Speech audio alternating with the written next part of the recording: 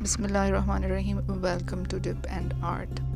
Thank you so much for stopping by. In today's video, we are gonna learn how to write Dal, Zal, Ra and Za in Diwani Jali script.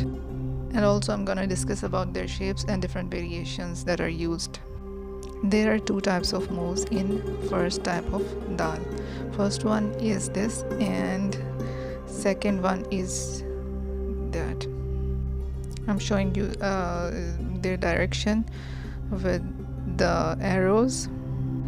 2 dots will be the width of the head and the 3 dots will be the height of Dal. These 2 dots I'm placing for the guideline that its length shouldn't be proceed more than that.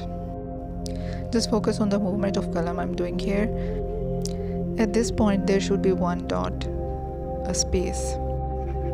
Let's try writing a letter Dal without the guidelines. First move is little bit curvy and then second move is curved downward.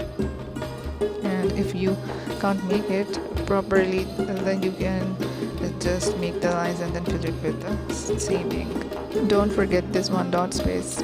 Here I'm trying to show that these points should be at the same position.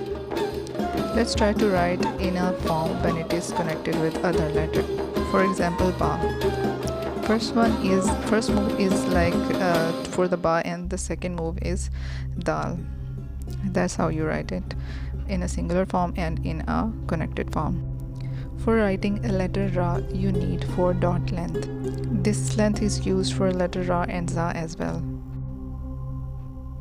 This shape I'm making here, remember this shape is just like the shape we used in finishing the letter Alif. I place a dot so that I just don't overcurve this letter. Let's try it one more time. And this is the letter Za. Another shape we use for Ra is 2.5 dot length. Basically what I'm doing here is moving my column nice and slowly to the downward and make a tiny curve at the bottom and move your column in upward direction. You can see the difference. The last move is just like the last move of the letter Ba. I had made 2 so far and now moving to the third one.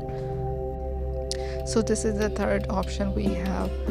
This is mostly used with the letter Sin, Sheen.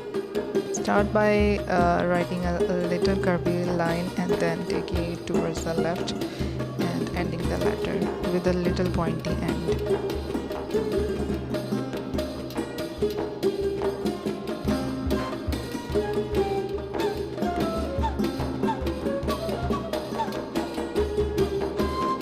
Let's try writing these letters with the combination with other letters. Here I'm gonna write Had, which is Ha and Dal.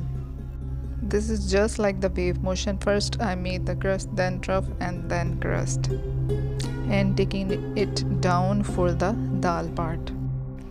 And you're gonna be watching the clear difference between the Dal and Ra when it is used with the combination with other letters. We don't have to make the visible crust in this when we are combining it with the Ra. And you just see the difference, and you have to be very careful for this. I am focusing on this part and this part. There is a big difference. This part will be more clear with the example that I'm gonna be showing. This is the word Zaid that I'm writing here. First is Zal, Alif, Hamza and Dal. Just focus it that how I am writing these words.